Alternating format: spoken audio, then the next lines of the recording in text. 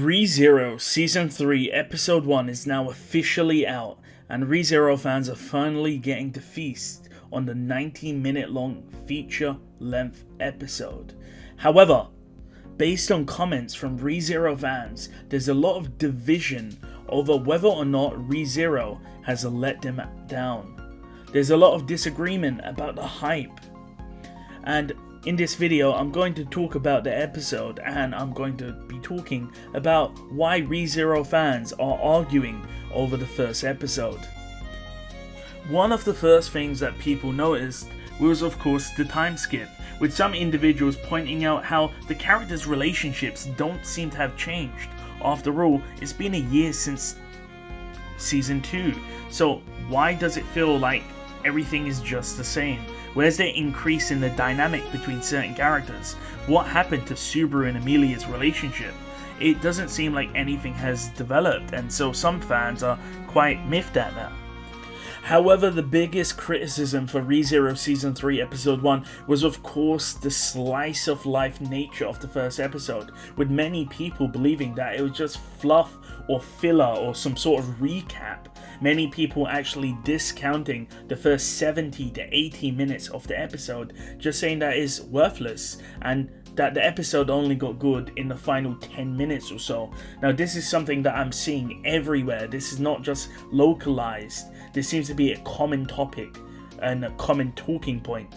Now, obviously, ReZero is about both the action pieces and the slice of life elements. So maybe these fans are more fans of shonen, and so they don't really like it as much. I don't know, but I'm pretty sure you've all heard of people complaining about the slice of life nature of the first episode. Moving into more positive aspects, I actually thought the episode was a lot better than I originally believed when I watched it several months ago when it was leaked. Of course, at the time there was French subtitles, but now, of course, with the English translation, is actually quite an amazing first episode. I actually don't think many other animes can even come close to reaching the animation quality. And not only that, the music was phenomenal. The art is amazing. Pretty much it surpassed all expectations. There were several sections that I thought was really resonating with me. So one of the sections I really liked was, of course, the Subaru and Wilhelm scenario. I believe Tappe stated that when fans saw Wilhelm in the cinema, they all applauded, which makes sense because Wilhelm was pivotal in the White Whale fight, and many people are interested in his character and his character arc. Many people were, of course, resonating with his backstory with Theresia Van Astria, and I actually do like Subaru and Wilhelm's relationship a lot. So I really actually enjoyed this scene. It actually meant a lot to me watching it and seeing it in animated form. There were other scenes which were quite nice in the series. I like the relationship between Beatrice and Subaru. Of course, we're seeing their relationship for the first time when it's being animated, so it's actually kind of cute to see Beatrice act this way. Of course, anime onlys, and most of us know that Beatrice is sort of a tsundere. She doesn't really get close, she doesn't really get personal, but we can actually see how she's formed that attachment to Subaru over the course of this 1 year time skip, which is kind of weird because one of the criticisms were that character development has not been done over the 1 year time skip, but it's obvious to see how Beatrice has evolved as a character. And even characters like Felt and Reinhard, you can see they're sort of doing this sort of comedic straight man routine where Reinhard is the straight man and Felt is cracking these jokes and, acting all emotional, but it's a good dynamic.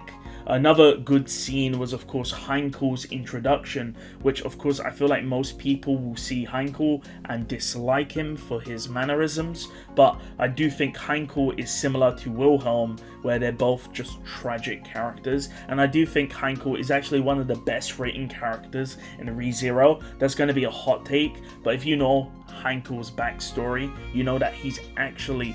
He just doesn't deserve it. If we talk about suffering when it comes to ReZero, we all talk about Subaru's suffering, but Heinkel is one of the most you know, is one of the saddest characters. Heinkel absolutely gets dominated for his pretty much entire life. So I actually do feel bad for Heinkel. Yes, he's a bit of a dick, but, you know, he does have some redeeming qualities to him, and I look forward to seeing his character progression over the course of season 3 of the anime. I also like the Subaru and Julius's interactions. I do feel like Julius is becoming more human. I know that sounds a bit weird, but as Subaru states, is this idea that Julius is playing this sort of role of being a knight, and I like Julius's interactions with Subaru, and Julius is sort of taking off that armor and becoming a bit more human and showing his emotions a bit more. So I do like the Subaru and Julius dynamic, especially when Julius was, you know, beating the hell out of Subaru in season 1. So it's good to see that they have sort of become good friends in a way, even though they both won't admit it. They're both tsunderes in a way. Quite possibly, apart from the ending sequence, one of the best scenes, if not the best scene, was the interaction between Garfiel and Elsa. This is of course new to the light novel and anime. It was not in the web novel, so it's really good to see Elsa here, and we see the sort of side effects of Garfiel killing and murdering Elsa. And this idea that Garfiel wants to be this strong individual, but he essentially survived by pure dumb luck. And that's of course going to eat at his character. By the way, what I noticed is, have you noticed that Elsa's breasts are somehow even larger? Like, I have no idea what they're doing here. This is happening with Emilia as well, but oh my god, look on screen. Like, tell me that, what is going on here? But anyways, Garfiel's not a simp, so he just tries to fight her. And I do like this scene, the coloring, the shading, everything's red. It looks amazing. And then the second Elsa disappears, everything goes back to normal. So it's really nice. I like the sunset aesthetic. Moving to the final scene. The final scene was amazing. Again, no matter how many times I watch this scene, it's absolutely phenomenal. The cinematography when Sirius is up on the tower is exceptional. And honestly, I can't wait to watch more. It's truly a different medium when you see the light novel and the web novel being brought to animation. It's exceptional. Just look at the cinematography, look at the shots, look at the composition, look at it, listen to the music. It's phenomenal. And again, I do think ReZero Season 3 will be Anime of the Year.